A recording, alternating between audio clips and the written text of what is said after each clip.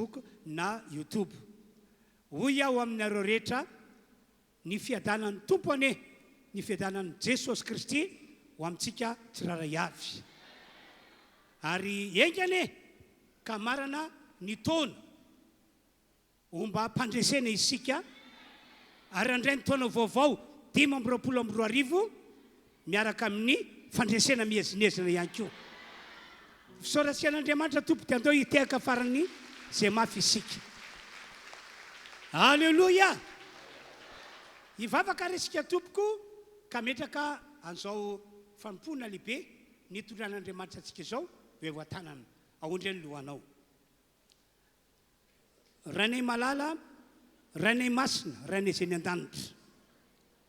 Omena voninahitra ny anao androany. Satria ianao no Andriamanitra nitaonanay ho avy eto mba hanome voninahitra anao Andriamanitra tsy tovy. Ary akoatra ny famezam-boninahitra ataonay ho anao, nitominao zahay mba ho sitrina avokoa zay rehetra marary. Satria efa tao am-ponao hatramin'ny ela ny hanafaka ny olona rehetra marary. Tominao ihany koa zahay mba ho vonjena ho afaka amin'ny olana, satria ny sitraponao dia ny hanafaka anay amin'izany olana izany, araka ny teny nataon'i Jesosy hoe makanesa ty amiko ianareo rehetra zay miasa fatratra sy mavesatretana, fa izao no hanome anareo fitsarana. Ary misaotra anao ihany koa zahay fa androany dia ho ambaranao aminay ny fikasana lehibe ho ataonao aminay mialohan'ny amaranana ny taona, dia iny fiainanay ho tahina, ho ambinina, ho asoavina ary hivoaka mpandresy. Dia raina mandrakizay ny anaranao ry Tompoandriamanitra tsy toa, amin'ny anaran'i Jesosy misaotra tompo, amen. Dia ho toizantsika zao famponan'Andriamanitra amin'ny alalan'ny fidiarana izao ka dia efa ndroso ny mpitarika fidiarana teo. Anao hira telo isika mba hiantsika manome voninahitra an'Andriamanitra. Daontsika ite tanana mafy an Jesosy ho an'ny fanahy masina ary indrindra ho an'le raha izay nahary atsika. Alleluia! Dia manamafy hatrany fiarabana zay efa natao mpanompon'Andriamanitra teo.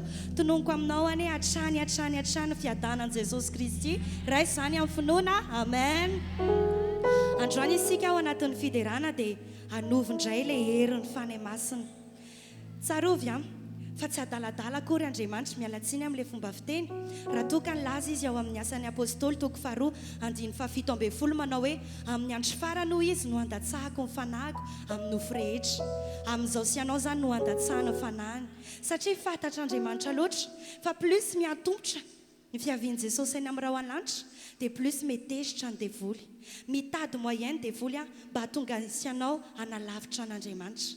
Fa ny fanahy masina kosa dia efa men'i Jesosy men'Andriamanitra mba ho hery fiarovana ho azy ianao.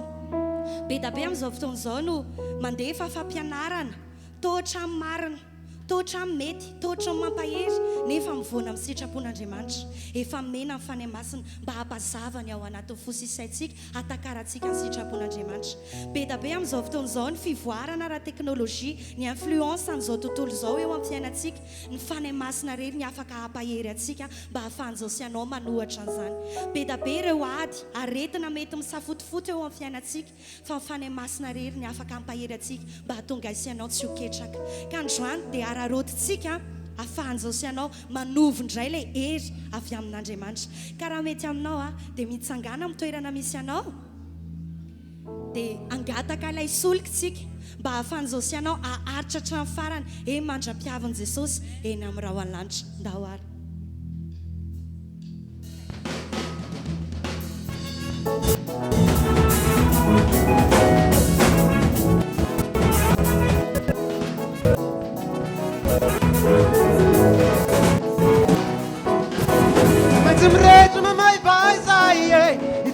Jesus, it's my surrender, man, Jack size, it's in Jesus,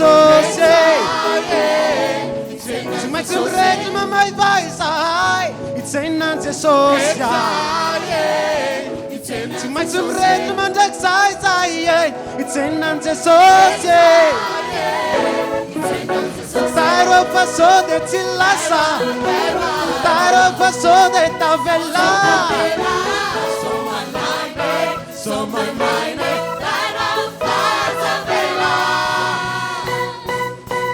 meu sulika we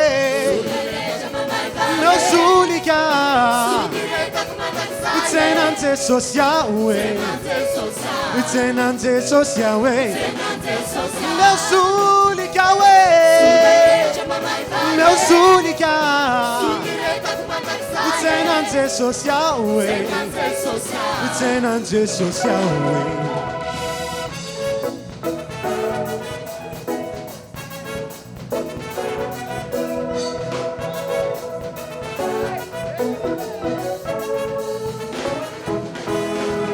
Zaitz maitz funna niwe itsenan Jesosy Zaitz maitz ekanjo madio itsenan Jesosy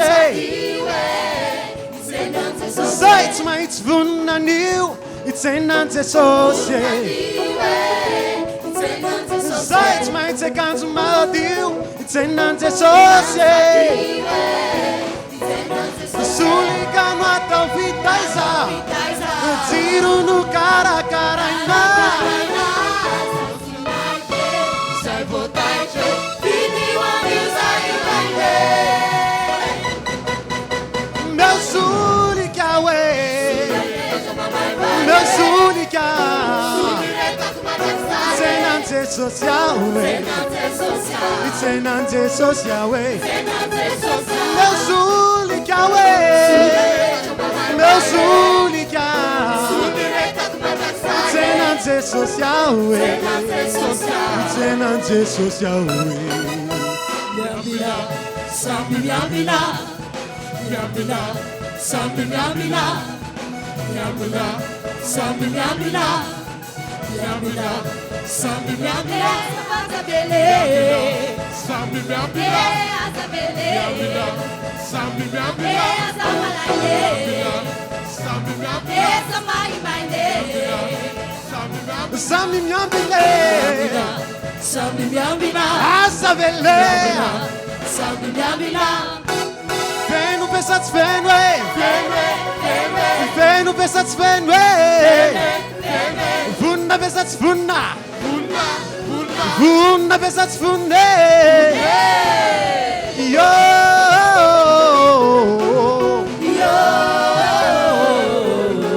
Ay ay ay ay ay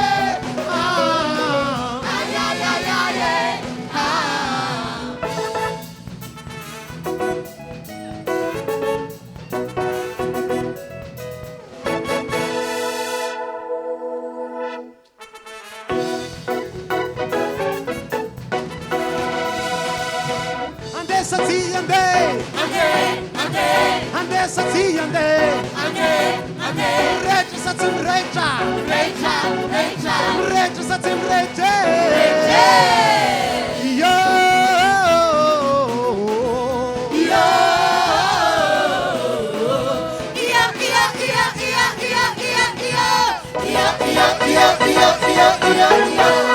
Sulika we Sulika Jesosy we itsenan Jesosy we Sulika we Sulika itsenan Jesosy we itsenan Jesosy itsenan Jesosy we Hallelujah. Hallelujah, hallelujah. Move tena vonina tokoa ianao ny itsenan Jesosy. Tena vony ianao. Zao, mba tsy isiany dota, mba tsy isiany fisalasalana. Dia amin'izao fotoan'izao tsika tena hivavaka. Hamafiso ny fanoloranao amin'ny fiainanao an'Andriamanitra. Dia rehefa afapony amin'izany ianao dia hangatao ny hery fanahy masina ho tafianao. Mba hoery ho hitinao mamakivaky n'izao fiainana zao, ahafahanao ho toto soma tsara ho an'ilay fiainana mandrakizay. Dia tenenao amin'i Jesosy zay rehetra hitanao hoe tokony hoentiny eo anatrehany, tsy haiko. Nisy zavatra nataonao ve nampalahelo an'Andriamanitra na nampalahelo ny hafa? Hoe teo anatrehan'i Jesosy zany. Azavela izy mihitsy sakatsakana zany e. Tsy ahafahanao mandova ny fiainana mandrakizay. Azavela izy zavatra mbola mampisaraka anao amin'Andriamanitra. Dia rehefa afapony amin'izany ianao dia teneny hoe fanahy masina ampio aho, mehoery aho, afahako. Tena hoe voatahiry ao amin'ny valan'Andriamanitra. Satria tsy amin'ny kerin'izao sy anao natanjaka no ahafahantsika matateraka ny sitrapon'Andriamanitra. Fa tena hoe fahasoavana lehibe mbola eo ny fanahy masina afaka nampiasaonao ny amin'izany. Jesosy indreto izahay fantatra efa tsy kisendrasendra ty fotoana androany ity, fa efa tinendrinao zao androany zao, ahafahana indray mbola tena hoe miverina aminao ary manovo an'le hery avy aminao, le hery zay efa nomenao anay, zay efa nafaparanao hoe ampitafianao an'izany zahay amin'izao andro faran'izao. Tena ilainay tokoa ianao fanahy masina. Ary inty zahay manaiky ho tempolonao, tao miaraka izay tianao, hoeto arak'izay mahafinaritra anao, satria ianao rery ihany malala zay mahasoanay. Ianao malala n'izay zavatra ao anatin'ny fon'Andriamanitra zay tena tokony tanterahanay.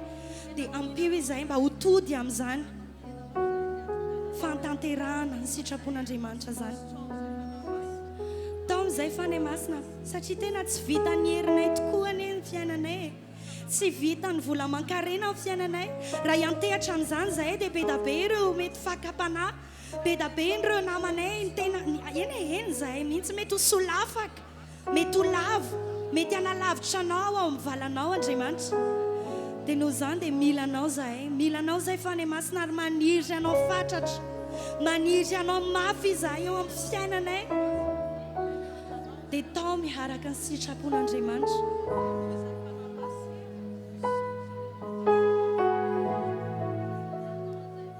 Maniry mafy anao, maniry mafy anao, fanahy masina,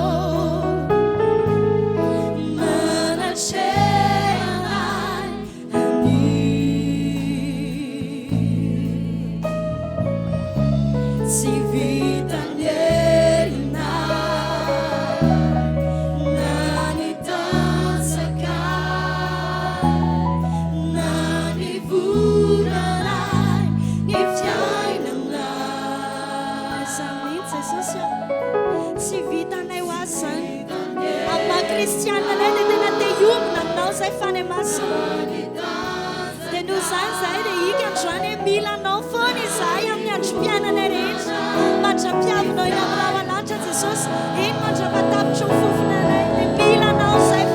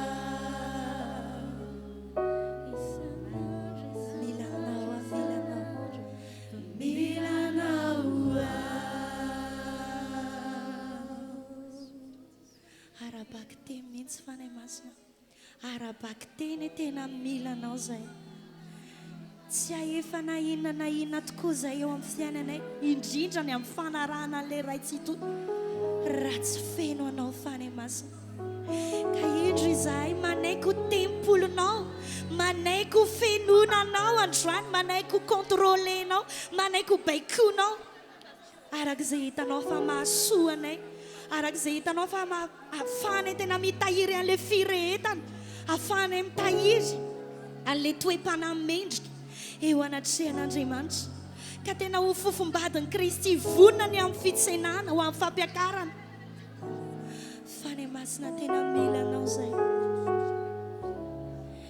amen tena mila anao tontolo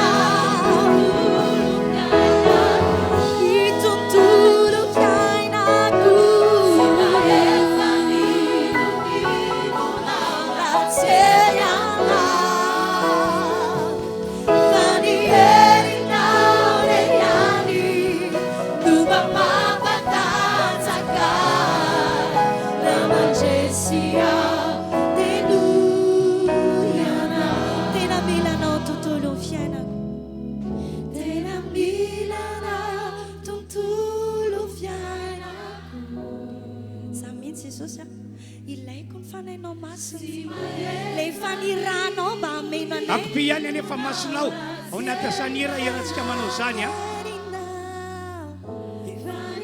efa manalitra ny seza fiandranany fahasoavan'Andriamanitra isika kehitriny eken'Andriamanitra ianao ho toka eo anatrehany eken'Andriamanitra ianao ho toka eo anatrehany raisy ho fahasoavana lehibe ho antsika rehetra zany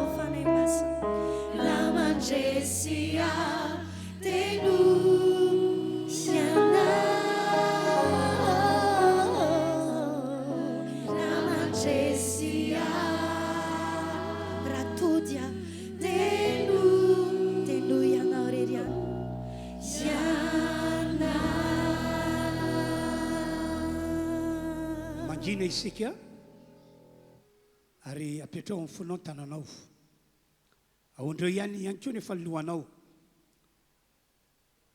saintsainy fa efa manarika an'Andriamanitra isika io efa manoloana n'ilay sedra fiandrana fahasoavana isika rehetrarehetra io tena fahasoavana lehibe no aneken'Andriamanitra anao amin'izany fa ny mety aminao kosa nefa aza manamaritena fa raha natsapa-teny ianao fa nanota tamin'Andriamanitra dia mifona ary mibeba fa Andriamanitra dia amelany heloka ao ary anadio anao amin'ny alalan'ny raha Kristy Jesosy izay efa nalatsaka teo ambony hazo fijaliana mino fa tena amelany heloka ao Andriamanitra deo tsika rehetra hiaraka hivavaka azy misaorana an'Andriamanitra fa nekeny ianao ho eo amin'ny sedra fiandrianan'Andriamanitra misaora azy ianao fa nekeny ianao ka ho enon'ny feo ho enon'ny vavaka ka raha miaiky fahotanao ianao dia amelany heloka ao izy anamarina anao izy teo ireo olona tsy mbola nanota teo ireo olona tsy mbola nanao diso tamin'Andriamanitra mihitsy ary manana finoana fa ahitany voninahitr'Andriamanitra ianao ataony mahita izany ianao amin'izao faraparan-taona izao tena aoka amoaka ny ao am-potsika isika amin'ny alalan'izao vavaka iarahantsika manao izao eny ianareo any tokantrano mampahiranareo ao sokafy ihany koa ny vavanao mivavay ihany koa ianareo sokafy vavanao mivavay ihany koa ianareo misaoran'Andriamanitra fa na dia any atokantrano ary ianao dia hitan'Andriamanitra ny vavaka ataonao sy ny etaetanao ny anompo azy.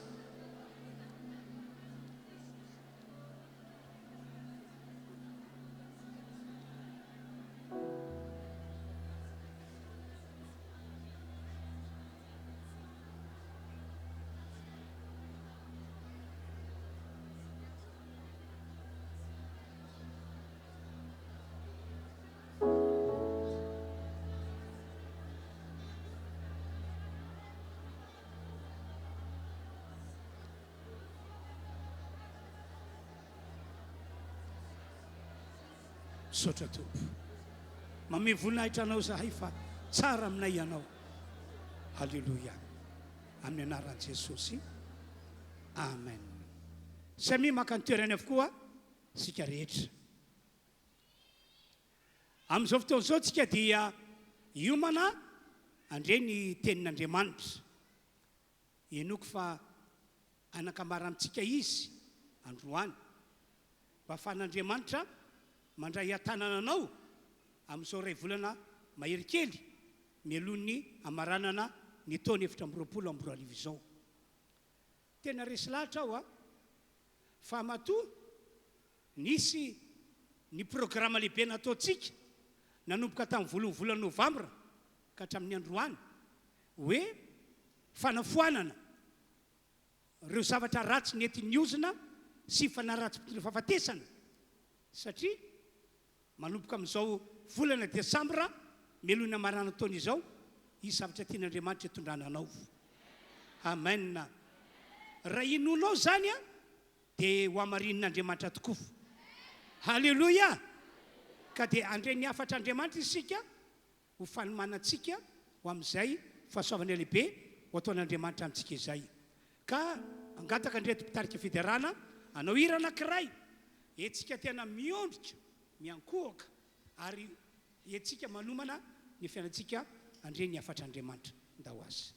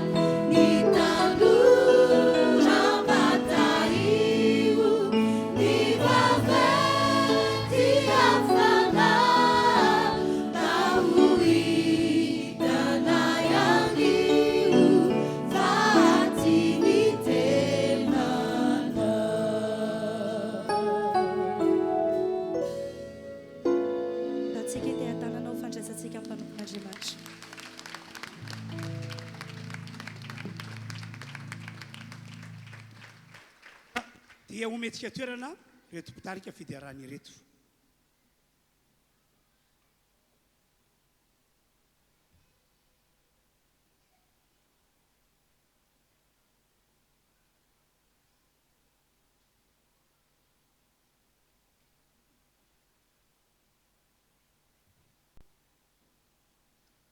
Sokafy ny baiboly mpanjaka faharotoko fadimy.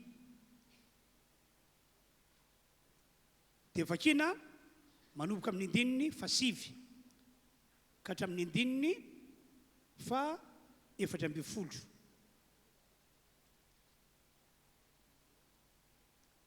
Vakina ny teny amin'ny anaran'i Jesosy. Ary dia nandeha namana nitondra ny soavaliny sy ny kalesiny ka nijanona teo ambaravarany tranon'ny Elisa. Ary Elisa mpanompon'Andriamanitra naniraka olona tany aminy laza hoe mandeha ihana mandroa impito ao Jordana dia hody aminao indray ny nofinao ka adio ianao. 11 fa atezitra namana dia lasaka nanao hoe indro nataoko fa hivoaka ankaty amiko mihitsy izy ka hitsangana ary antso ny anara Jehovah Andriamaniny sady anevanevany tanana eo amboniny aretina ka asitrana ny boka. Tsy tsara no ranon'ny Israely rehetra vahabana sy faripara ony Damaskosy tsy mahazo mandro ao amin'ireo vahao ka dio dia niodina izy ka lasa katezerana. Dia nanatona ny mpanompony ka niteny taminy hoe rekako na dia zavatra lehibe aza no nasain'ny mpaminany ho nataonao moa tsy mba ho nataonao fa izany koa maika fa raha ho izy aminao mandroa dia adio ianao. 12 dia nidina izy ka nisika tao Jordana impito araka ny teny lelan'Andriamanitra ary ny nofony dia tonga tahaka ny nofon-jandrakely indray ka nadio izy. Jakoba 1 andininy fa 20. Fa aoko mpakatony teny ianareo rehetra fa aza mpiainy fotsiny ihany ka mamitaka ny tenanareo. Ny lohateny hafatra entina ho antsika androany dia izao: aoka ho mpakatony tenin'Andriamanitra tokoa isika. Na ny tenin'Andriamanitra izay voalaza ao anaty baiboly ity na ny tenin'Andriamanitra izay entinay mpanompon'Andriamanitra. Aoka ho mpakatò ny tenin'Andriamanitra isika rehetra manarika an'izao fotoana izao. Amen. Amin'ny maha olon'Andriamanitra antsika tokoa ry havana dia tsy maintsy manaja an'Andriamanitra isika. Averiko indray hoe tsy maintsy manaja an'Andriamanitra isika. Tsy maintsy mametraka an'Andriamanitra eo amin'ny toerany maha-Andriamanitra azy. Tsy maintsy mametraka an'Andriamanitra eo amin'ny toerany maha-Andriamanitra azy. Ary ny lehibe indrindra dia tsy maintsy manaiky sy makatò ny teny rehetra voasoratra ato anaty baiboly ity isika, ary tsy maintsy manaiky sy makatò ny hafatra izay asain'Andriamanitra entiny mpanompony. Amin'ny maha olon'Andriamanitra antsika tompoko dia tsy manan-tsafidy isika fa tsy maintsy izay ny fiainana ianantsika. Ary eto dia mahasamilaza aminareo fa tsy olon'Andriamanitra mihitsy ny olona iray milaza azy olon'Andriamanitra, ary tsy fiangonan'Andriamanitra mihitsy ny fiangonana iray milaza azy hoe fiangonan'Andriamanitra na fiangonana kristianina raha ohatra ka tsy hitan'Andriamanitra avy any ambony fa izy dia manaja an'Andriamanitra, izy dia mametraka an'Andriamanitra eo amin'ny toerany maha-Andriamanitra azy, izy dia olona manaiky sy makatò ny tenin'Andriamanitra. Dia ino tsara zao teniko izao, tsika zany mila mitandrina, tena mila mitandrina be, satria tsy sitrapontsika tompoko na zay tiantsika atao raha manompo an'Andriamanitra isika no ho ataontsika sy izay ho fiainantsika. Tsia ny mety amin'Andriamanitra dia zao: isika manao ny sitrapony mandrakariva. Amen. Mazava kely io Jakoba 1:20 io hoe hoy izy: aoka ho mpakatò ny teny ianareo fiangonana RHEFI, ianareo fiangonana mandray azo hafatra izao, oko mpakatony teny anareo fa aza mba isan'ny olona hoe miainy teny fotsiny dia manao aleloia manao amen dia vita fa mila makato ny teny ambaran'Andriamanitra ianareo. Aleloia, aleloia. Tantarako aminareo fa tsy eken'Andriamanitra hiditra any an-danitra zany ianao raha ohatra ka tsy manaja an'Andriamanitra, tsy mametraka an'Andriamanitra eo amin'ny toerany mandriamanitra azy, na ihany koa hoe tsy manaiky ary tsy makato ny teniny. Ataon'Andriamanitra ry hafanao raha ohatra ka amin'ny fanatsy amin'ny fotsy miangatra. Ataon'Andriamanitra ahoana no anaiky anao hoe midira amin'ny fifalian'ny tomponao, midira ty an-danitra aty amin'ilay toerana namboarin'i Jesosy anao. Nefa ianao amin'ny maha olon'Andriamanitra anao avy any ambon'Andriamanitra dia mahita hoe ity olona ity dia tsy manaja an'Andriamanitra mihitsy, tsy mametraka an'Andriamanitra amin'ny toerany mandriamanitra azy. Ary mikasiny amin'izany tenin'Andriamanitra izany dia tsy marototra tsy mataitra azy fa zay teny ihany mitondran'ny fiainana. Raha tahaka izany tokoa ny mombanao, ataon'Andriamanitra ahoana no anaiky anao hoe midira fifalian'ny tomponao rehefa tonga ny fotoana andaozana an'ity tany ity. Tsika mantsy vahizy-pe vahiny, olona mandalo, na dia ny avoaka ny androany ary tsy fantatsika mihitsy. Ny rapitsy moa zany dia mazava ho azy fa tsy fantatsika, ny amin'ny taona ho avy tsy fantatsika, fa ho avy ny fotoana araka voasotra bokin'Andriamanitra andao an'ity tany ity isika. Ka raha mandao an'ity tany ity dia manahoana ny mombanao? Raha karazan'ilay olona tsy manaja an'Andriamanitra ianao, tsy mametraka an'Andriamanitra eo amin'ny toerana maha-Andriamanitra azy, ary indrindrindrindra tsy hitan'Andriamanitra ho manaiky sy makato ny teny mihitsy ianao fa manana ny lohanao ianao, manana ny hevitrao ianao, ry havana satro ny ilazana fa mahazo miditra ao an-danitra ianao. Ary na teo amin'ny lafin'ny fitahian'Andriamanitra azy na ny fanambinan'Andriamanitra sy ny fiainana mandresy mandritra fahavelomantsika eto ambony tany, ahoana no anananao antoka fa ianao io dia tena ho tahiana arabaky teny, tena ho avoaka an'Andriamanitra mpandresy arabaky teny.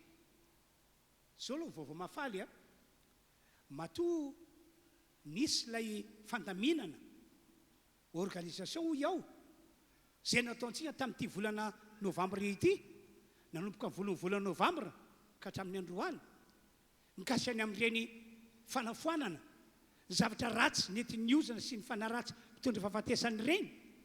Matoa nisy reny dia ny ao am-pon'Andriamanitra dia nitahanao tokoa amin'izao faraparan-taona izao, ny amoakanao mpandresy amin'izao faraparan-taona izao. Engany ako ho tanteran'Andriamanitra izany, fa saingy ny condition mila manaja an'Andriamanitra ianao, mila mametraka an'Andriamanitra amin'ny toerana amin'Andriamanitra azy ianao, ary mila manaiky sy makato ny teniny ianao. Andeo hiteka mafan'Andriamanitra isika. Ny zava-misy hitako ary tsapako dia ity: indraindray na dia mpivavaka ary le olona, na dia manompo an'Andriamanitra ary le olona, dia adininy ny momba n'io Andriamanitra io, tena adininy tanteraka. Ary izany no antony mahatonga ny olona maro tsy manaja an'Andriamanitra, tsy mametraka an'Andriamanitra amin'ny toerana amin'Andriamanitra azy, ary mikasany amin'ny teny nataon'Andriamanitra sy ny teny ambaram-panompon'Andriamanitra dia amavanina, tsy iainana, tsy ankatoavina. Raha lasa nabavy zao ny teniko aminareo, tsy vitavita ho azy fotsiny amin'izao akory zao fampotsika an'Andriamanitra izao, fa amin'Andriamanitra azy ny tena anisan'ny lehibe indrindra amin'ny Andriamanitra dia hoe ianao mametraka an'Andriamanitra amin'ny toerana amin'Andriamanitra azy, ary porofonao amin'ny alalan'ny fanekenao sy fankatoavanao ny teniny. Ka na tsy fanaraka amin'ny saina maneritreritra ao ary le tena ataon'Andriamanitra aminao, le tena ampiton'Andriamanitra amin'ny mpanompony anao, le fitondrany sy le fitantanany anao, dia zay foana no andrasan'Andriamanitra hoe ianao manaja azy, ianao mametraka an'Andriamanitra eo amin'ny toerany mandriamanitra azy, ianao manaiky sy makato zay lazain'Andriamanitra, na zay lazainy ao anatin'ity baiboly ity, na zay lazainy amin'ny alalan'ny mpanompon'Andriamanitra. Dia dinio ange dia fanambariko tery aloha ahoana tokoa moa ny mety ho fiafaran'ny fiainanao raha ohatra ka tsy arak'izay ny fiainanao anao ahoana dia ananatoka foana fiainao hoe za tsy maintsy miditra ny lanitra za tsy maintsy tahina za tsy maintsy avoaka ny Andriamanitra ho mpandresy tsia androany zany a mitona anao ao mibebay anao raha sanatrika tsapanao fa tsy mba nanaja an'Andriamanitra anao hatramin'izay tsapanao fa tsy nametraka an'Andriamanitra to amin'ny toerana mandriamanitra azy anao hatramin'izay ary indrindrindrindra tsy nanaiky ary tsy nakatoa ny teny nataon'Andriamanitra ianao eno nge ty tantara ity lay mpanjaka faharoa vaketsika teo toko 5 andininy fa 7 ka hatramin'ny 10 nisy lehilahy anankiray namana no anarana boka io lehilahy io ka rehefa nandre fijoroana vavolombelona izy fa ao amin'ny tany Israely eo misy lehilahin'Andriamanitra ampiasain'Andriamanitra ho fanasitranana ny olona boka dia namonjy tany izy ka rehefa tonga tao am-baravarany ilisam-palompon'Andriamanitra izy dia inona ny zavatra tsapany ary tsy nafaly azy tsy nivoaka akory ilay mpalompon'Andriamanitra fa Andriamanitra nametraka teny tombava ilay mpalompon'Andriamanitra hoe mandehana irao ilay mpanomponao mba hiteny amin'ny olo lahy am-baravarana io hoe mandehana hono ianao mandro pito amin'ny rano Jordana dia ho sitrana amin'ny aretinao ianao ho afaka amin'ny aretina boka ianao rehefa nandre zany ty lehilahy namana boka ity dia tsy faly tena tsy faly mihitsy izy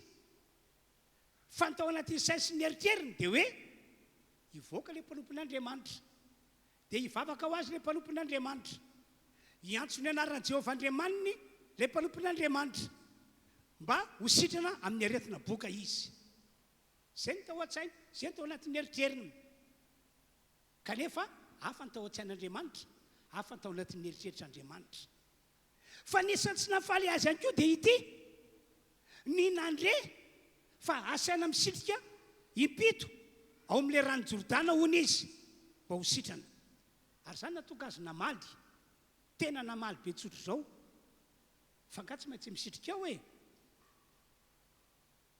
fa any aminay koa nge misy rano e renirano e hony faripara abana rano Damaskosy rano fisitriana ao anaty renirano no masitrana maninona raha ohatra ka makany aminay ao manana tanteraka an'izany tena tsy fantatry ty lehilahy ity mihitsy hoe lehibe indrindra amin'ny Andriamanitra nge dia ianao mametraka an'Andriamanitra amin'ny toerana mahandriamanitra azy ary ianao manaiky sy makatoa zay lazainy na ny teny zay ambaran'Andriamanitra mivantana aminao na ny teny zay ambaran'Andriamanitra amin'ny alalan'ny mpanompony ianao mila manaiky sy makatoa so ihany fa raika tamin'ireo délégation niaraka taminy no ny teny hoe rekako eo so dia tsy mety ary ty ataonao ty e tena mipasahina mihitsy no ilazako aminao raha nisy mpaminazy zao ny teny taminao hoe zao no ataonao zao no ataonao tsy tokony ekenao sy akatoavinao ve zany ary raha ny teny io lehilahin'Andriamanitra io hoe misy ty ao amin'ny ony Jordana impito anao dia adio amin'ny apokanao ianao dia tsy mihinana zany ve ianao izy izy dia tsy akatoan'izany ve ianao so dia anenenanao zany tompoko tonga sana ihany izy aveo dia nanapa-kevitra sitrika tao amin'ny ony Jordana ary rehefa natao zany dia araka voalaza amin'ny Baiboly sitrana ny tenany niala ny aretina boka ary ny nofony dia niveriny indray tahaka ny Androndrakely dia nidina izy 5:12 dia nidina izy ka nisitrika tao Jordana impito araka ny teny lehilahin'Andriamanitra ary nofony dia tonga tahaka ny nofon-Jandrakely indray ka nadio izy amen ry fiangona tonga eto ama olon'Andriamanitra atsika dia amafisiko fa mila manaja an'Andriamanitra isika mila manaiky sy makatoa ny teny rehetra zay ambaran'Andriamanitra isika na le teny voalaza anaty ty Baiboly ity na le teny zay ambarany aminao amin'ny alalany mpanompony amen amen. 对于这个麻烦人家嘛的事情。akoatra zay tantara izay a dia andoka jery tantaran'olona anankiray isika entina milaza fa tsy mety amin'Andriamanitra mihitsy ny mahita olona manompo azy kanefa tsy manaja an'Andriamanitra tsy mametraka an'Andriamanitra amin'ny toerana amin'Andriamanitra azy ary indrindrindrindra tsy mety mankatoa an'Andriamanitra. Zao mantsy ny tiako ambara aminareo, tsy d'accord amin'ny olona tsy manaja azany Andriamanitra, tsy d'accord amin'ny olona tsy manaiky azany Andriamanitra, tsy d'accord amin'ny olona tsy manaiky ary tsy mankatoa ny teny zany Andriamanitra. Ninona mety hoe zavatra tsara iananao, na inona mety hoe toetra tsara iananao, na toepana tsara iananao, rehefa amin'izay lafiny tsy fanajana an'Andriamanitra izay no hitan'Andriamanitra. Raha izay lafiny tsy fametranao ny an'Andriamanitra amin'ny toerana m'Andriamanitra azy, ary indrindrindrindra ireo amin'ny lafiny tsy fanekena sy tsy fankatoavana no hitan'Andriamanitra aminao, dia tsy milamina amin'izany Andriamanitra, tsy mety amin'izany, tena tsy mety amin'izany. Ohatra voalohany amin'izany zao ny tantaran'ny Saoly. Saoly ho Baiboly no tendren'Andriamanitra ho mpanjakan'Israely. Raha tonga tamin'izay toeran'izay Saoly, dia tsy hoe no fahitan'ny Saoly, fahitan'Andriamanitra momba azy hoe lehilahy mendrika, lehilahy tena kasitrahana, lehilahy tena tanteraka, tsia fa fahasoavana no nanendren'Andriamanitra azy ho mpanjakan'Israely. Ary na dia Saoly aza dia natsapa famarinana izany, ary zay natonga Saoly ny teny ao amin'ny Samuela voalohany ao 7:20 dia ho Saoly tena surprise amiko mihitsy zao nanendren'Andriamanitra ho mpanjakan'Israely zao, satria raha eo foko misy fokony zandry indrindra no misy avy amin'ny fokony Benjamina. Ary raha eo amin'ireo fianakaviana indray no jerena dia nisan'ny kely indrindra tao amin'ny mpianakaviny raiko aho, kanefa dia gaga ozy izy, fa izao no tendren'ilay tsy toa ho mpanjakan'Israely. Dia hoy aho hoe Saoly, zay ilay antsoina hoe fahasoavana, tsy noho ny fahatsaranao, na noho ny famendrenao, na noho ny fahitan'Andriamanitra anao, fa marina indrindra tao amin'ny tanin'Israely ianao, zay no natokana ao latsakan'Andriamanitra ho mpanjaka. Saoly tsy izany, fa zay ilay atao hoe fahasoavana. Ary na dia tsika rehetrarehetra io azy, raha tonga amin'izao toerana maolon'ny Andriamanitra anao zao ianao, tsy hoe noho ny fahitan'Andriamanitra anao hoe tao amin'ny fianakavianao dia ianao ny olona mendrika indrindra, teo amin'ny mpiaramonina aminao dia ianao ny hita fa tsara indrindra. Tsia, tsika tsiraray avy ireo dia samy nanana ny adalantsika daholo. Tahaka za moa dia tsapako hoe nanana ny adalako aho, satria anisan'ny olona nanompo sampy, anisan'ny olona tia makany pasana isan-taona dia miantso ny fanany maty mba hitahy ny taranaka velona. Tsy lazainy intsony retoetra sy retoam-panahy ratsy ny ainana tao anaty fahatanorana, satria niara-ny olona tamin'ireo olona tany amin'ny tanàna iva izahay. Ary ankoatran'izany raha vao mahita olona mitorotena kalamanjana aho dia mandositra nataoko. Tsy tiako mihitsy ny mahita tanora toroteny eny an-tsena eny an-kalamanjana, mandositra nataoko. Rehefa tena andiniko tateoriana tsy izany tia andositra, fa ilay devoly mihitsy misarika andala mandositra ianao, miala teo ianao, satria hainy devoly tsara hoe raha vao mandray filazany tsara ity olona ity, mandray fijerena vavolombelona dia hovonjen'Andriamanitra ny fanahana. Dia indray andro azy tsy haiko izay nahazo ahy, fa nahita olona toroteny teo amin'ny devan'ny arkady Analakely iny, dia tsy tahaka ny teo aloha nandositra, fa nijoro aho niaino izay nolazaina teo. Ary teony eo ihany rehefa niantso le olona toroteny hoe iza no hiverina amin'Andriamanitra, anotena ho an'i Jesosy, dia mba anisan'ny nanangatananao. ary nanomboka teo dia tsapako hoe namela ny eloko Andriamanitra, namonjy fanako Andriamanitra, nanangana ho isan'ny olona Andriamanitra, nanangana ho isan'ny zanany Andriamanitra. Ary isorako any Andriamanitra fa netahiry ahy tamin'izany toerana zany izy mandraky tiany androany. Dia tsapako hoe fahasoavana tokoa namijeny Andriamanitra. Marina be mihitsy ny tenin'ny Paoly apôstôly atao bokin'ny Efesiana 2:9 hoe fa fahasoavana no namijena anareo, tsy noho ny fahamarinanareo na noho ny fahatsarany fiainanareo, fa dia hoe fanomezana spesiala avy any an-danitra avy amin'Andriamanitra zao famonjena namijen'Andriamanitra anareo zao. Amen. Dia mitovy amin'izany ihany koa ianareo toka eto. Fa ity mampahery anankiray. Raha namonjy fanahintsika Andriamanitra ka toka olon'Andriamanitra isika, toka zanak'Andriamanitra isika, misy zavatra tsara be efa voman'Andriamanitra ao ambadibadika ao, zay tsy azonao onona mihitsy inona le izy. Mazava moa ny tenin'ny Paoly zay tsy mbola hitany masonao, tsy mbola reny sofinao, tsy mbola hiditra tao am-ponao, nefa nomanin'Andriamanitra omeny andreo izay tian'Andriamanitra, nomeny andreo izay efa olon'Andriamanitra, omeny andreo izay efa zanak'Andriamanitra. Amen. Engany ka mandra-pifarany taona dia ho isan'ny olona tsapany famarinana izany ianao. Amen. Amen. Zao tiako amara amintsika, minoy ianao fa possible ny atogavanao ho amin'ny toerana ambony. Possible zany. Tsy azonao ona hoe za ve dia ho tonga amin'izany. Raha ny herinao, raha ny fahaizanao, raha ny fahafantarana olona dia tsy ho tonga amin'izany ianao.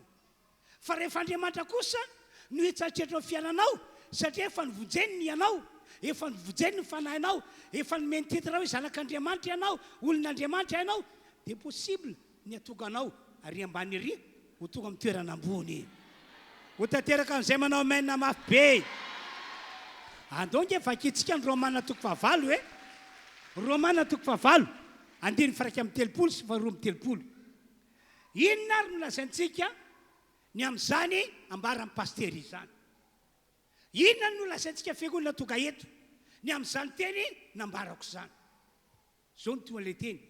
Raha Andriamanitra momba antsika, raha Andriamanitra momba anao, iza moa no atohatra anao? Possible misy olona saboty anao, misy olona igafy anao, misy olona anakony any anjara-masoandronao, fa rehefa Andriamanitra momba anao tsy misy matohatra riavana. Ary raha mino an'izany ianao dia ho hitanao ny fahatanteran'izany eo amin'ny fiainanao. Asio tehaka mafy be. Andiny 2:3. Andriamanitra tsy niaro ny zanany lahy, fa natolo ny hamonjy antsika rehetra izy. Tsy narovan'Andriamanitra mihitsy io zanany io. Zanako ka, tsy foko ka, zanako ka, tsy meko ny olombelona ka, izy ny tianao tany, izy ny tianao ny adalana any, tsy meko ka, tsia. Tsy narovan'Andriamanitra ny zanany tokana araka voasoratra io, fa natolo no antsika zanak'olombelona, natolo no antsika tsiraray avy isam-batan'olona tonga eto. Ary zany Jesosy zany raha ohatra ka noraisinao dia efa monina sy mitoetra ao anatinao. Ao anatinao Jesosy. Amen. Miaraka eto sika ao anatinao Jesosy. Miala eto anao dia ao anatinao Jesosy. Any tokantranonao ianao ao anatinao Jesosy. Any toeram-piasanao ianao ao anatinao Jesosy. Ary naiza naiza misy anao minofa ao anatinao Jesosy. Taovy mirefitra ny tehaka. Dia hoy Paoly apôstôly, izay tsy niaro ny zanan'ilay tokana fa natolo antsika. Tsy omeny antsika miaraka amin'ny mahay Paoly koa fa ny zavatra rehetra. Dia tsy resy lahatra avy ianao fa ny zavatra rehetra dia azon'Andriamanitra omena anao. Ka raha ndresaka teo hoe toerana ambany misy anao ankehitriny, fa azon'Andriamanitra apetraka amin'ny toerana ambony ianao, zay ilay fanomezana omen'Andriamanitra anao. Dia tsy mino vianao fa hain'Andriamanitra atao aminao zany, hain'Andriamanitra tanterana aminao zany. Taka manokana rehefa mandinika ny tantaram-piainana koa dia hoe tena misaotra anao Andriamanitra, tena mideranao aho, mankalazanao aho. Zange tsy niomana hoe ho tonga amin'izao toeran'izao aho aniriana any. Tsy nieritreritra an'izany mihitsy aho. satria haiko ny tantara-piainany ray aman-dreniko zay niteraka azy, haiko tsara mihitsy, haiko ihany koa ny fizotra ny fiainana menakavy, tena haiko tsara mihitsy. No zany tsy nieritreritra hoe ho tonga amin'izao toerana ahitanareo sy afantaranareo azy zao ny tenako. Ary na dia efa lasa mpino ary tateoriana, lasa mpanompon'Andriamanitra mitandra fiangonana, dia tena mbola tao anatin'ny fanotrana, tao anatin'ny faresena. Zany ny fiainako, zany ny fiainana menakavy. Tao anatin'izao mampanompon'Andriamanitra zao, tsy indray mandeha ny indroa no nitomany latsa-dranomaso aho no ny amafy ny adina hatreny, fa imbe dehibe, fa isaorako any Andriamanitra. Faran'ny hevitra ny devoly a, efa nialako ny famponan'Andriamanitra, fa isaorako any Andriamanitra fa nitahiry aho ho mpanompo foana izy tao anatin'izany, nampahery aho mba tsy verin-dalana, nampahery aho mba tsy emotra, fa mba anoy mandrakariva dioko manompo an'Andriamanitra. Amen. Tamin'izany a mbola tsy tena nazava tamiko, tsy mbola tonga rema tamiko hoe tantaran'ny zanak'Israely hoe tao alohan'ny ranomasina mena dia inona tian'Andriamanitra tongavana, mila mandroso foana ianao, mila mandroso foana. Tamin'izany tsy mbola tao an-tsaiko, tsy tao anatin'ny eritreritro, na dia efa mpanompon'Andriamanitra na dia efa mpitoro-teny ary ao. Dia hitako sapako hoe ireo tantara zanak'Israely ireo mihitsy a no tian'Andriamanitra fiainako, ary isaorako anie fa fahasoavana tokoa izy no nitarika hoe mandroso foana ianao, mandroso foana ianao, mandroso foana ianao. Ka rehefa toka ny fotoana zao hitanareo napetraka tamin'ny toerana azoko lazaina hoe mampisaotra an'Andriamanitra izao. Amen. Dia zao zany tiako ambara, raiso amin'ny finoana hoe izay mpanompon'Andriamanitra mitarika anareo toy ny lohana lamasinina. Dia misy vagon marobe tariana avy ato aoriana, ka raha nitondranay eo amin'izao toerana ataoko hoe toeram-pahasoavana, toerana tena mampisaotra an'Andriamanitra izao, ny tompon'Andriamanitra totoa tao amin'i Jesosy Kristy, dia mino ianareo fa izay nitondran'Andriamanitra anay, hitondran'Andriamanitra anareo ihany koa. Asio tehaka mabe tompoko. Halleluja. Zay tsy niaro ny zanan'ilay tokana, fa nomeny antsika mahay-poana zany zanan'ilay tokana izany, mba monjy ny fanahintsika, mba hitondra antsika ho amin'ny tsara lavitra no izay efa hitantsika hatramin'izay. Zanan'ilay tokana azy fony ho antsika, tsy omeny antsika miaraka amin'izay koa fa ny zavatra rehetra. Enga ny akamin'izao faraparan-taona izao ahita ny herin'Andriamanitra miasa ao fiainanao ianao. Tena hita n'Andriamanitra mitondra sy mitantana anao miala amin'ny toerana ambany hiakatra amin'ny toerana ambony. Asio tehaka mafy be. Halleluja. Dia iverenantsika indray ny tantaran'ny Saoly mpanjakan'Israely, ilay notendren'Andriamanitra ho mpanjaka tokoa noho ny fahasoavan'Andriamanitra. Rehefa voatendry ho mpanjaka Saoly dia nomen'Andriamanitra andraikitra izy. Io tsy misy olona hoe tendrena kanefa tsy manana andraikitra, fa rehefa notendrena dia nomen'Andriamanitra andraikitra izy. Ny andraikitra izay nakin'Andriamanitra tamin'ny Saoly dia ity, ndao vakiana Samuel voalohany 12:7. Koa mandeha anankehitriny ianao ry Saoly ka mameleza ny Amalekita, ary aringano zay rehetra mety ho azy, ka zasiana miangana, fa voaloha avokoa na lahy na vavy, na ankizy madika na zaza minono, na ombona na ondry amanosy, na rameva na briky. Rehefa voatendrin'Andriamanitra ho mpanjaka Saoly, dia zao ny andraikitra nakin'Andriamanitra taminy. Saoly, fantatrao tsara ny tantaran'izy tany aloha, fa raha niala tany Egypta ny zanak'Israely oloko dia nisakany any Amalekita tao amin'ilay tanàna tao hoe RHEFI ry zareo. Tena tsy faly tamin'ny nataon'ny Amalekita mihitsy aho, satria fahasoavana be izay omeko ny oloko ve sakana mba tsy ho tanteraka, ny programako ve amin'Andriamanitra saboteny mba tsy ho tanteraka, tsy mahafaly azy zany. Anka tateoriana ela be dia nandray fanapa-kevitra amin'izay Andriamanitra, ho foanako ny fisin'ny amalekita eto ambonin'ny tany ho foanako tsisy intsony zany atao hoe firenena amalekita izany zay ny fanapa-kevitr'Andriamanitra ka manendry anao ary Saoly ary maniraka anao aho mandeha ihany ary nganony io ny amalekita rehetra na lahy na vavy na antra na tanora na zaza amin'olo na ankizy ary ngany daholo mba tsisy velona na dia anankiray azy faharoa zay rehetra mety fananany amalekita ondry manosy omby boriky rameva dia aripao daholo tsy mila fananandreo isika dia eno Saoly io voasoratra io hoe mandeha ihany ankehitriny ka mamelezana amalekita ary aringano zay rehetra mety ho azy ka azasiana miangana fa vonoy avokoa na lahy na vavy na ankizy madinika na zaza amin'olo na omby na ondry manosy na rameva na boriky dia nandeha tokoa Saoly fa saikindrisy tsy haiko hoe zay ve le famitahany devoly zay ve le famitahana amin'ny maha-olombelon'olombelona fa ina nataony Saoly naringany novonoiny avokoa ny amalekita fa saingy nisy olombelona no velominy ihany tao nefa Andriamanitra tsy niteny zany taminy hoe tsy maninona na dia misy olona ray mba velominao azy naringana sy ny volony avokoa ny biby ny amalekita rehetra fa saingy mbola nasiny apahana boriky apahana omby apahana ondry manosy apahana rameva no velominy tao filazan'ny baiboly moa dia hoe reo izay hitany hoe matavitavy tsaratsara bika tsaratsara volo reny no velominy dia zao ny eritrerina ho ataoko fanatra ho an'Andriamanitra ireo fa nga Andriamanitra ny teny zany ny baikon'Andriamanitra ny afatr'Andriamanitra dia hoe ary ngano avokoa zay rehetra mety amalekita sy zay mety momba ny amalekita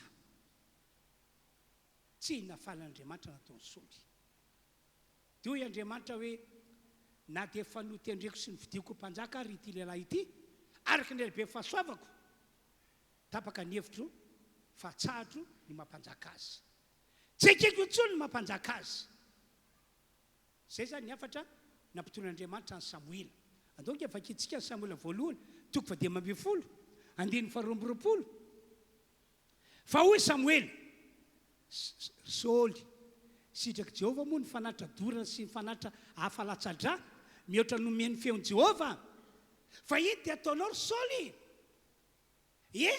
ny manaraka ny tsara no fanatitra zany hoe ny manaiky sy makatò ny lehibe indrindra amin'Andriamanitra fa tsy le fanatitra ataonao araky ny eritreritrao ary ny miaino ny tsara no saboran'ondry lahy ny miaino sy makatò ny tsara no lay saboran'ondry lahy atao fanatitra andimy fa 13 ny miodina dia toy ny eloka afakatoavana ary ny ditra toy ny manompo samby sy terafimo zao tsy fanekenao tsy fakatoavanao araky mibaiko nomen'Andriamanitra anao zao dia ditra dia toy ny fanompona samby sy terafima noho izany satria nandany tenin'Andriamanitra ianao eno tsara satria nandany tenin'Andriamanitra ianao dia no laviny tsy mpanjaka kosa dia mahatsaro mitantarany Iadamaseva ao na dia napetraka-Andriamanitra atao amin'ny toerana farana zay tsara indrindra ary Iadamaseva ary no manin'Andriamanitra hoe ianareo no manapaka ny zavaboary rehetra eto amin'ity tany ity nandraisan'Andriamanitra fanapa-kevitra ihany zareo tateoriana satria tahaka nataony Saoly mihitsy no nataony tsy nanaja an'Andriamanitra tsy nametraka an'Andriamanitra ao amin'ny toerana mandriamanitra azy tsy nanaiky ary tsy nakatò ny tenin'Andriamanitra fa ny tenin'ny devoly indray no ny akesy nakatoavana tsy nampanin'Andriamanitra hoe rava zany ny programako fa dia misaraka amiko reto olony reto ary avelako ny ozina hitotony eo aminy ary avelako ny devoly anapaka ny fiainany ary tsy izy ihany fa hatramin'ny taranany mifandimby dia avelako hiara-ny ozina sy hotapahany devoly dia zay mihitsy no nahazo an'i Saoly Ary ny fefaransôly azy dia voalaza ao Samuel voalohany toko fa raiky amin'ny telopolo andeha faefatra fa tonga tao amin'ny Saoly ny fanaratsy mpitondra fahafatesana ary iny no ny sarika azy nanosika azy mba hamono tena. Ry fiangonana ry namana rehetra manarika izao fotoam-pivavahana izao, tsy mety amin'Andriamanitra ny mahita olona tahaka atsika hoe olon'Andriamanitra kanefa tsy manaja an'Andriamanitra, tsy mametraka an'Andriamanitra amin'ny toerana amin'ny Andriamanitra azy, ary indrindra tsy manaiky sy tsy mankatony teniny. Tena possible ho ratsy fefara ianao raha ohatra ka tahak'izay foana ny fiainanao. Ka androany aza mila mibebaka ianao. Raha ohatra ka arak'izay ny fiainanao hatramin'izay, mila mibebaka ianao, mila miala amin'ny ratsy fanaonao ianao. Dao tsika teka mafy an'Andriamanitra. Dia izay afatra lavalava neto taminareo izay zany a, dia raisiko hoe toy ny fampidirana ihany. Fa ity no misy afatra lehibe tian'Andriamanitra tongavana amintsika pino manarika an'izao fotoam-pivavahana izao. Melon'ny niakaran'i Jesosy ho any an-danitra dia niona tamin'ireo apôstôly sy ireo mpianatra izy. Be dia be mihitsy ny teny nataon'i Jesosy tamin'izany. Izao ny tantarain'i Jesosy: vita ny mission nanoran'Andriamanitra ray ahy, vitako ny mission, andeha zaho io, andao anareo, ho any amin'izay naniraka, ho any amin'ny raiko, dia zaho mandeha io anamboatra fitoerana ho anareo aho. Dia rehefa tonga ny fotoana ho avindray aho ho Jesosy haka anareo, dia any amin'izay toerako no hitoeranareo. Faly ny mpianatra tamin'izany, halleloia, dia raina ny tompo misaotra Jesosy eo. Faly, izy moa tsy faly raha ohatra ka lazaina fa omenanao ny fiaina mandrakizay any an-danitra. Dia akoatran'izany a, dia ho Jesosy, ity misy zavatra afatra lehibe zay akiniko aminareo. Zao izy izy, ny ao am-pon'Andriamanitra ray a ny amonjy an'ity zao tontolo zao ity. Tsy anareo reo ihany no tian'Andriamanitra ray ho vonjena, fa ny olombelona rehetra. Tsaronareo angamano Jesosy le voalaza amin'ny Jona 3:10 hoe toy izao ny tiavan'Andriamanitra zao tontolo zao, nomeny ny zanalay tokana, nomeny aho, ary amin'ny alalako no amonjena ny olombelona rehetra mba hanana fiaina mandrakizay. Noho izany raha andeha eo dia zao ny teniko aminareo: mandeha ihana ihany koa ianareo any amin'ity zao tontolo zao ity, ka mitoriny filazantsara amin'ny olombelona rehetra. Mandeha ihana ianareo, zay ny afatra sy baiko omeko anareo. Tsy misy hery hafa, tsy misy olona hafa, ary na ny anjeliny raiko izay ny an-danitra azy tsy azoko iankirana, tsy azoko ianteherana amin'ny famonjena fanany olona, amin'ny fanesorana ny olona ialoana te-famazinana, fa ianareo no tendreko amin'izany, ianareo ny rako amin'izany, ko mandehana ianareo. Dia tena misaotra ny tompo a, fatahorinana izay baiko izay dia nampiakarina ho any an-danitra Jesosy. Teo mason'ireo apôstôly sy ireo mpianatra no niakaran'i Jesosy ho any an-danitra. Vita izay dia hoy ny Baiboly hoe fa ireo apôstôly kosa, ireo mpianatra kosa, tena nametraka an'Andriamanitra tamin'ny toerana amin'Andriamanitra azy, ary nandray ny tenin'i Jesosy ho teny manan-danja. Dia lasa tokoa ry zareo nandeha nitoroteny teny tontolo eny, dia nataon'i Jesosy naomby tamin'izany asa zany ry zareo. Andao vakitsika Marka 2:12 aloha. Ary Jesosy taminy: mandeha any amin'izao tontolo zao ianareo, ka mitory ny filazantsara amin'ny olombelona rehetra. 7:12. Ary Jesosy tompo rehefa niteny taminy dia nampiakarina ho any an-danitra ka nipetraka eo ankavanan'Andriamanitra. 20. Fa izy ireo kosa dia lasaka nitoroteny eny tontolo eny, ary ny tompo niary niasa taminy ka nanamarina teny tamin'ny famantarana zay nomba azy. riavana ry fiangonana manaritra ty fotoana ity ho antsika ny afatra zay napetraka Jesosy tamin'ireo apôstôly tamin'ireo mpianatra iny afatra iny zany afatra zany dia natao antsika taranaka mandrika ankehitriny efa maty mantsy ireo apôstôly efa maty mantsy ireo mpianatra kanefa ny olombonjena tian'Andriamanitra vonjena tsy ireo olona tamin'izany andro na veloman'ny apôstôly sy na veloman'ireo mpianatra ireo ihany fa ny olombelona rehetra malaka ankehitriny mandra-pahatapitra ty izao tontolo izao ity dia tian'Andriamanitra ho vonjena daholo tian'Andriamanitra ho votana daholo dia izy ary no eritreretinao fa tokony hanohy ny asa izay nataon'ireo apôstôly na ny asa izay nataon'ireo mpianatra tsy misy afa-tsy isika zay efa nazy mamay-poana ho Jesosy aoka izara mamay-poana amen zay efa nazy mamay-poana aoka izara mamay-poana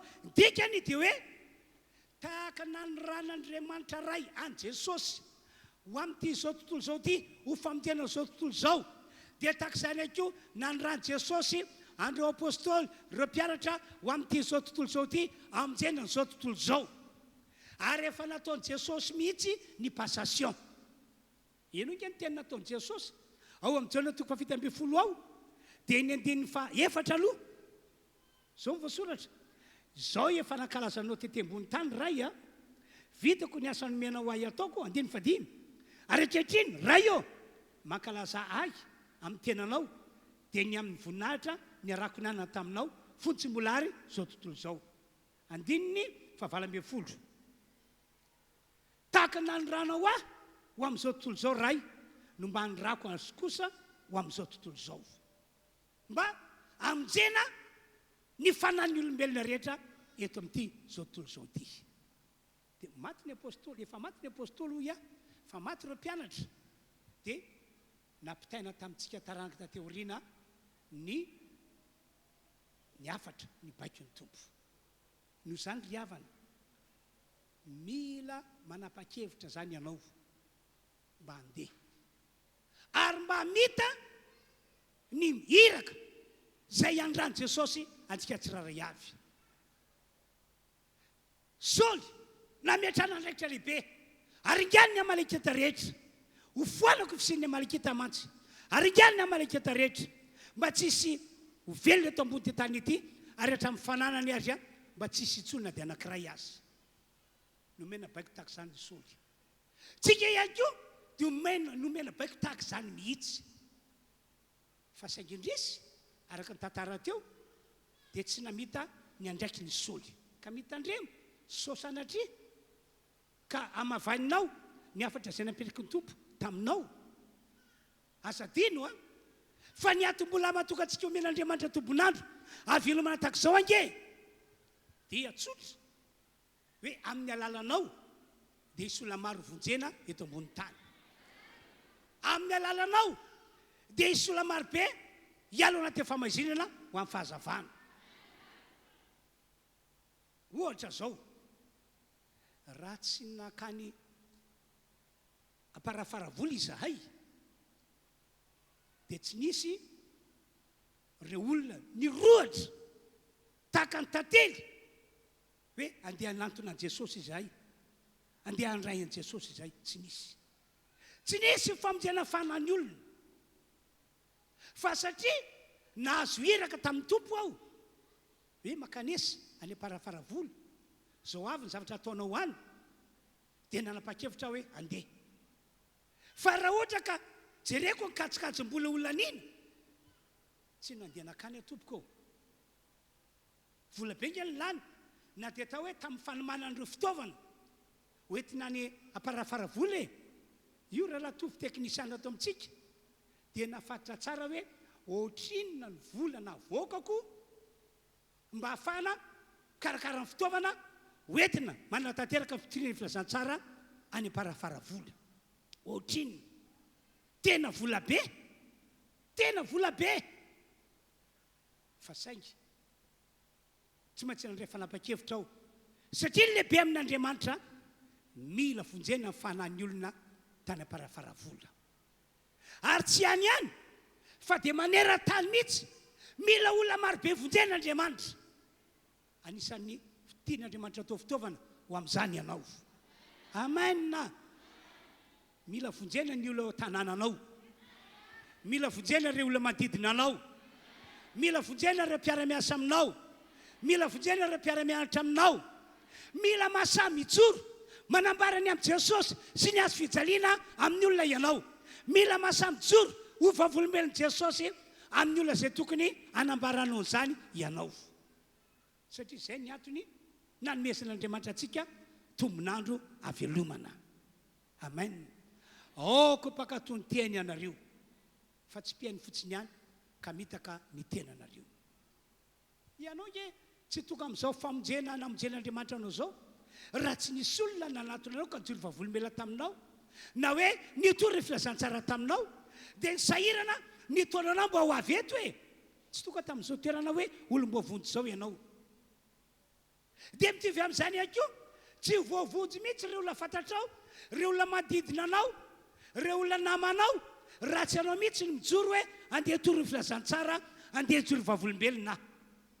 Satria voalaza ty baiboly ity fa ny filazantsara izay toriana, Romana 8:20, mira herin'Andriamanitra amonjena izay rehetra mino. Herin'Andriamanitra iny mety aminao dia manambara tsotra ny amin'ny filazantsara. Fanjaran'Andriamanitra avy eo maneho an'iny ho tena herin'Andriamanitra tokoa ka amonjena olona. Halleluja, halleluja. Marobe ny sitrana tao parafaravola tamin'ny diana tany. Marobe ny sitrana ny akamaroan'ny olona narary moa dia narary tao amin'ny kibony tao nositran'Andriamanitra. Hoe sasany isam-pandisita tokony hoany amin'ny hôpitaly izay tokony hoany mihitsy fa rehefa nandeha fa misy an'ity fotoana ity dia tsy nety nandeha fa namonjy an'ity fotoana ity. Dia avy eo moa rehefa nantaniko ireo olona ireo hoe ahoana moa nafantaranao fa sitrana ianao, satria tsy nisy eko nanaovana hitsapananao izy sitrana sa mbola marary. Dia niteneniny hoe tao anatin'ilay vavaka nataonao dia eniko ny zavatra niala tato. Tonga dia aky hoe nisy herin'Andriamanitra ny asa tao nanala ny aretina ampandisita tao an-kibony. Tsy ray tsy roa tsy telo fa be dia be mihitsy no tovy an'izay daholo ny aretina. Sasany indray ozy izy hoe zaho ozy izy vony ambala velona, zaho ozy toratorana, sitrana ozy izy. Dia azafady ahoana nafantaranao fa sitrana ianao?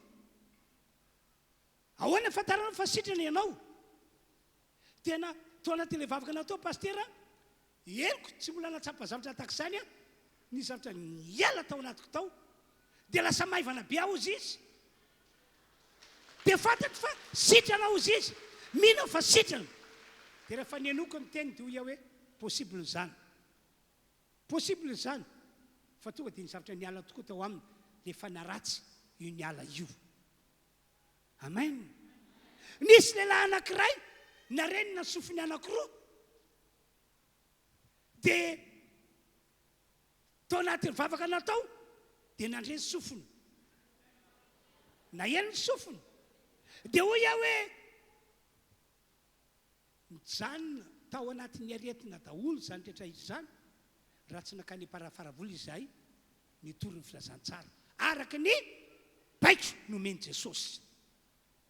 Ka ilain'Andriamanitra mihitsy ho tak'izany daholo tsika rehetrarehetra. Amen. Asioteka mahabe riavana. Dia izao ary andao tsika rehetra hiaraka hivavaka. Ka ny tolom-bavaka tsika dia hoe Andriamanitra mifonona aminao aho tamin'ny tsirambina nataoko hatramin'izay. Fantatro fa Andriamanitra hivavako anao fa tsy najaiko. Fantatro fa Andriamanitra hivavako anao fa tsy nametraka anao tao amin'ny toerana mandriamanitra anao aho, satria zao no nataoko, zao no nataoko, na zao no nataoko. Mifonona aminao Andriamanitra. Fa be dia be ihany izay tenina nambaranao izay hitako anatin'ny baiboly tamin'ny alalan'ny mpanomponao, fa ohatran'ny tsy nino zany tsy ny tena nankatoy zany zany nge natonga Andriamanitra tsy nanao mpafolo-karena hatramin'izay. Zany nge natonga Andriamanitra tsy mamasa mamatsy ny fanjakanao amin'ny alalan'ny volako. Fonona aminao Andriamanitra, mifonona aminao aho. vita fifonana sy fibebahana dia atsakany tananao anatin'izany dia miteny hoe tompo inty aho irao aho, inty aho irao aho, inty aho irao aho. Zay zany tombavaka irantsika manao. Samy mivavaka fondrehetra izy, samy mivavaka fondrehetra izy. Sokafa ary vavanao andao hivavakatsika.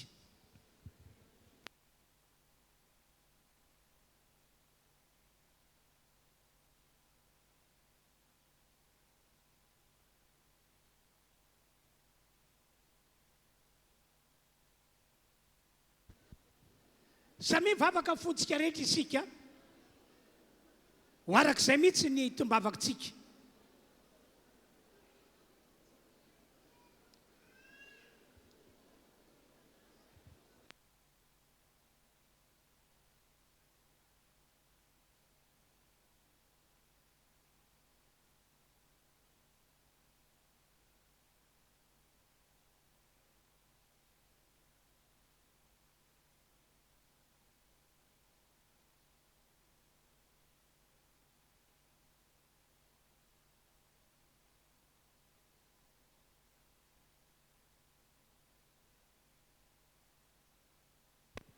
Samy mivavaka arak'izay fanentanana ataoko izay ianareo.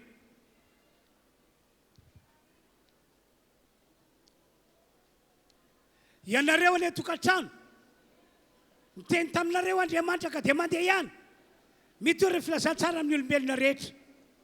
Mandeha ihany, mitory vavolombelona, ho famonjena ny olona, ho famonjena ny fanahiny, ary ho fanesorana azy hialo anaty famaizinana.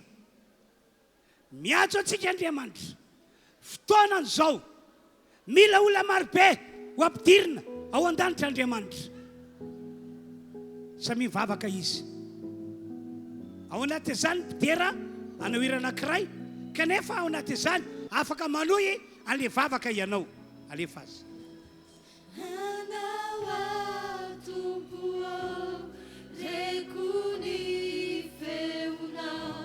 Sai mituri ni fitiavana ne famiglia sangani finuana anatuna kuana tupu atavi manakakiana sili azufitsa liana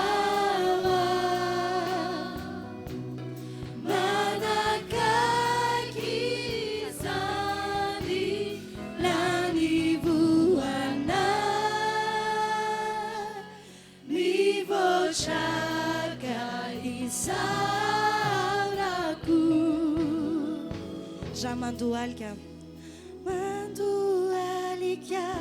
i vavaka utumpuo iresa kamisa sakaizaku tumpuo atavi manakakiana sini azufizaliana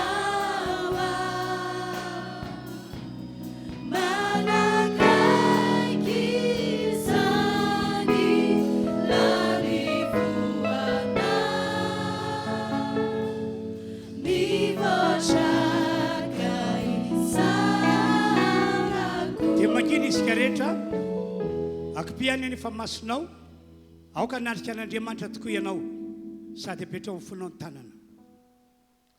Andriamanitra misotranao ny amin'ny afatra nampitondranao ahy teo ho an'izao fiangonana izao. Maro ny fiangonanao eto Madagasikara, eto ambony ty tany ity, fa isaorana ny anao fa dia nyantso anay rehetra toka eto ianao mba ho isandreo olona anohy ny fitoriana ny filazantsara sy hijory vavolombelona amin'ny olona rehetra. Fa ny sorana azy hialona te famaizinana ary ho famonjena ny fanahany. Ho maro tokoa ane ny olitra ny an-danitra amin'ny alalan'izao fiangonana ray manontolo izao.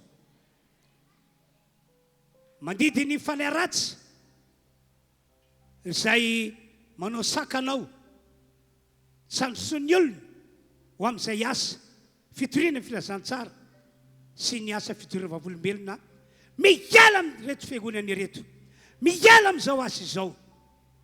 Tompo, araka tombavaka nataonay rehetra teo, amaly ny antsinao zahay, inty ao irao ao.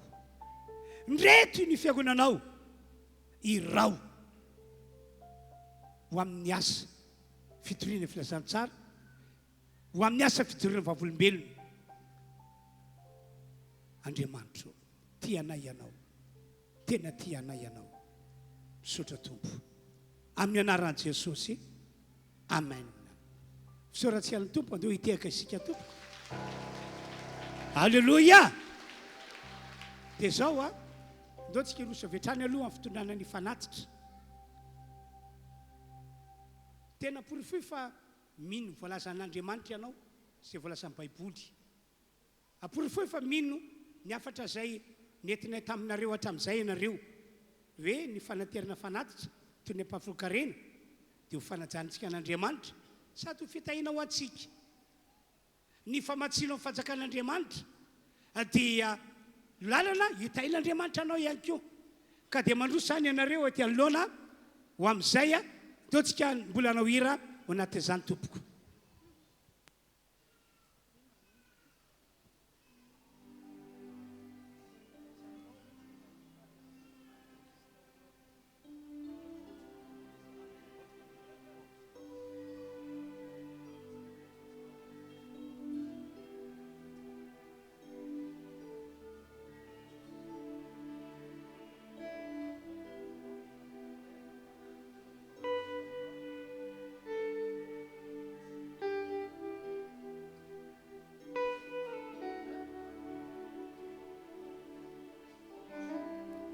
Hitanay ny asanao, Tompo magago, ny herinao tsy misy fehitra.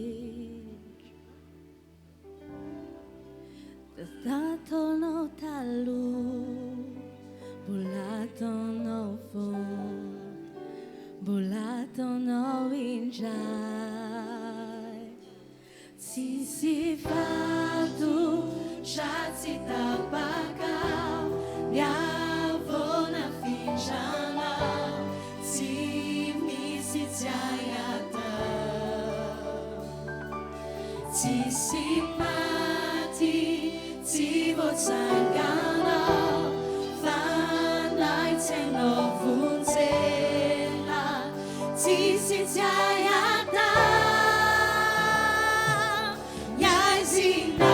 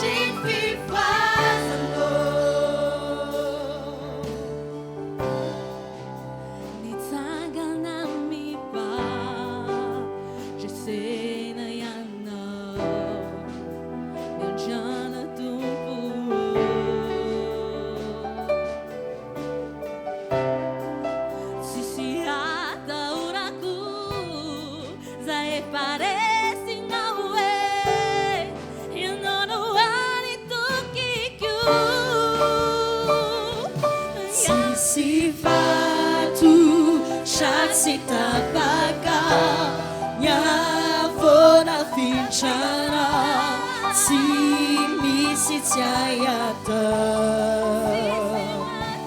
Si simati Si votsangana Fanai teno vunzena Si jayata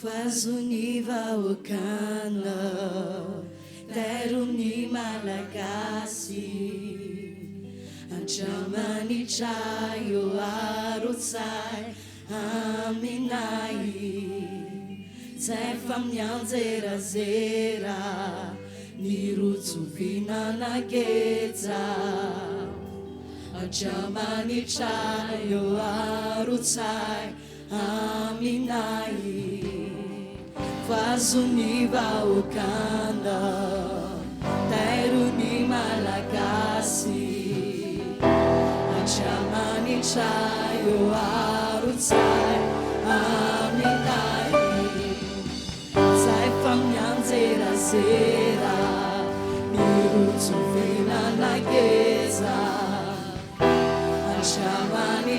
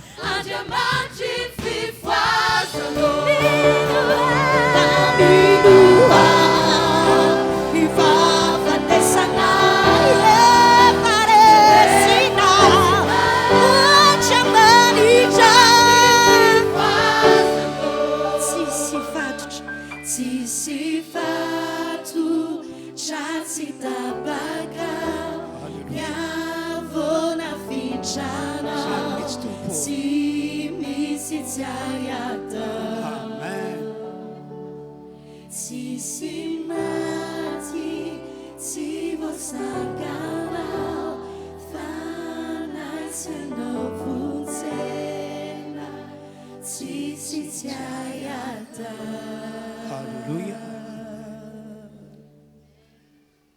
Sotra tompo. Mena voninahitra anao. Amen. Dia hosarantsika moa ny valopy rakidibe. Toy ny fanaontsika sambolana. Dia amin'ny herinandroany mamerina an'izay valopy rakidibe izay tsika. Ataovy tena mba mavesa-danja aminao ny fanaovantsika azy io. Fa masoa anao no etsika manoana ny asan'Andriamanitra tompoko. Atsaka ny tanana izay tsy mbola nazo ilay valopy hoe ety aloana ity zao mbola mitsinazo a. Atsaka io mbola mitsinazo a. Dia eno tsara ny filazana apetrako amintsika. Rehefa avy moa zany a dia izy ny fotoana manokana eto ho famaranana an'ilay délivrance spéciale, délivrance goavana be izay anafoanatsika andro zavatra ratsy nety ny ozina na nety ny fanaratsy mpitondra fahafatesana hatramin'izay. Indrindra ilay zavatra ratsy ety ny ozina sy fanaratsy mpitondra fahafatesana mandritra vola novembre amin'ny 20. Miaraka ampanampon'Andriamanitra natson'Andriamanitra ho amin'izany isika rehefa avy eo.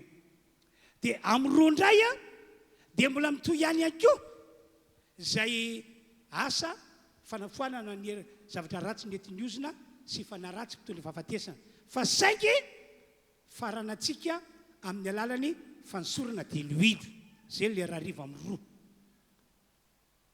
ataoko fa Andriamanitra no anamarina ny tena hoe délivrance lehibe azy amin'ny alalany fansorana teloilo ka na dia anareo any tokantrano any azy ka akakaiky misy anareo vonjeo le amin'ny roa eto vonjeo le amin'ny roa eto satria araka ny fanambarako taminareo teo misy zavatra tian'Andriamanitra ho atao atsika amin'ity faraparan-taona ity zay tsy mbola fantatrao mihitsy ho inona le izy engany ka ho surprise aminao ka rehefa tanteraka le izy dia andeha hitotorebika mihitsy anao any fisaora sy fankasitrahana an'Andriamanitra amen dia ny filazana manaraka ihany aza dinoana isika ny alatsinainy maraina amin'ny 9 ka hatramin'ny 7 misy ilay antsoina hoe herinandro magaga tsara aminareo mamonjy an'io herinandro magaga io amin'ny 9 ka hatramin'ny 7 mila mahay manamboatra programme ianao mila fandaminy anareo menakavy ao an-tranao mba farafaratsiny ndray amin'ny ankonana anankiray tonga eto isika ny alatsinainy raha ohatra ka tsy possible ho an'ny daolobe ho anareo menakavy fa fatokavana eto mila fandaminy anareo engany ka reo zavatra nandrasanao tatoato fa tsy tanteraka rapitso ho tanteran'Andriamanitra aminao zany ataovamaina mabe tompoko tao hiteka ho azy aritsika alleluia dia ny filazana manaraka samy miantsara amin'ny Alahady 12 volana Desambra taony 4 afaka ray volana izany dia hanao fotoan-dehibe eto isika na le mitra amin'ny 9 na le mitra amin'ny 8 na le mitra amin'ny 10 io fotoan-dehibe io zany dia hanaovantsika fiangonana fisaorana sy fankasitrahana an'Andriamanitra noho ny fitondrana sy ny fitantanan'Andriamanitra antsika nandritra tetoany ity ho antsika zay natsapa fa tena notahina tokoa nambenin'Andriamanitra tokoa nanehoan'Andriamanitra fahasoavana lehibe rarina iray fo iray saina isika ano fisaorana an'Andriamanitra amin'ny Alahady 12 volana Desambra io zao no voalazan'ny Salamo 7:1 hoy ny Baiboly misaora ny Jehovah ry fanahiko ary zay rehetra atao anatiko misaora ny anarany masina misaora ny Jehovah ry fanahiko ary aza misy adinoinao ny fitahiny rehetra mila misaotra sy makasitraka an'Andriamanitra ianao raha ohatra indray nefa hatramin'ny androany ianao dia natsapa hoe ny zavatra nampiseto anao tao ary mbola mitohy mampiseto le izy na dia fa nisy ary reny vavaka natao mpanompon'Andriamanitra reny délivrance ireny miomana ianao saotra n'Andriamanitra ihany koa amin'io Alahady 12 volana Desambra io mila piaritsika ilay voalaza ao amin'ny Tesaloniana 2:7 hoe zao voasoratra 20 safady misaora amin'ny zavatra rehetra misaora amin'ny zavatra rehetra nitranga tao amin'ny fiainanao mety mafy be taminao le izy asa inona ihany koa le izy fa izany no sitrapon'Andriamanitra ao amin'ny Kristy Jesosy ho antsika mila misaotra Andriamanitra amin'ny zavatra rehetra mila mahay an'izany isika tahaka nataony Job mafy ny nanjo azy fa naisaotra n'Andriamanitra izy zay zao no nanentanako ny fiangonantsika tany Tamatavy nitomany anareo ia latsa-dranomaso tena iainareo mafy be taminareo zavatra nitrangatany hoe rava ny trano fiangonana fa mila mahay misaotra an'Andriamanitra foana ianareo ohatr'izay zany niainantsika amin'io Alahady 12 volana Desambra taony 2022 io faharoa indray Talata 30 volana Desambra ifo Alarobia 10 volana Janoary taona 5 hanao réveillon eto isika amarana ny taona amin'ny fiobina ary andray ny taona vaovao amin'ny hafaliana omba mpitahina omba mpandresena vao manitsika ny taona isika dia manitsika ny taona amin'ny alala vavaka amen. Dia filazana anankiray farana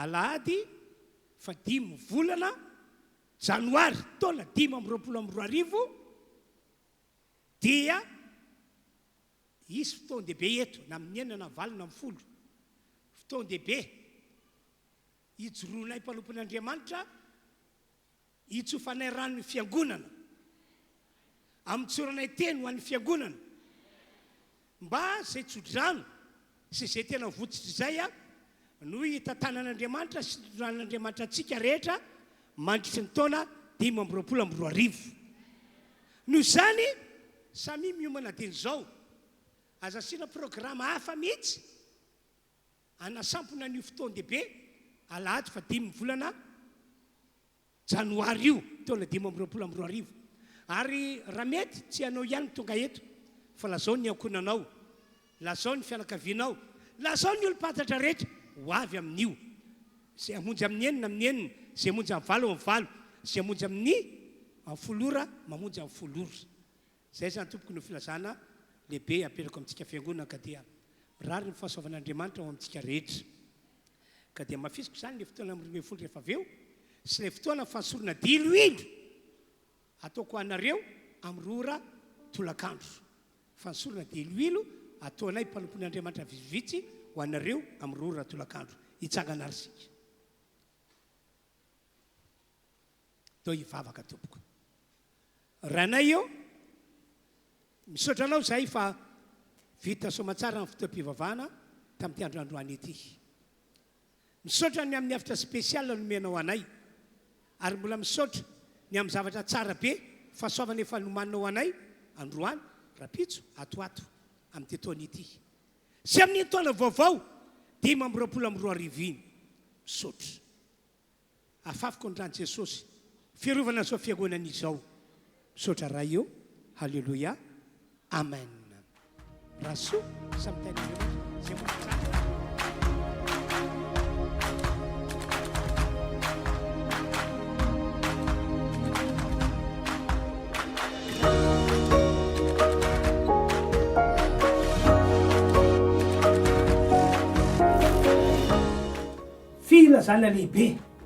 filazana lehibe manasa antsika kristianina rehetra ao amin'ity androandroany ity ho tonga isika ny alatsinainy maraina manomboka amin'ny enin'ora maraina ka hatramin'ny 7 maraina zay tanterahana ao amin'ny fiangonana RHEFI Androndrakely fa misy inony ao amin'io alatsinainy maraina io isy fanompo-pivavahana spesial na fotoam-pivavahana zay anasanantsika zay nomeko anarana hoe herinandro makaka nomeko anarana hoe herinandro makaka ny foloko de zao satria namangy Andriamanitra hoe zay rehetra tia hita an'Andriamanitra miasa mandritry ny herinandro diavin'iny tia hita an'Andriamanitra maneho zavatra lehibe sy mahagaga amin'ny fiainana mandritra iny herinandro diavin'iny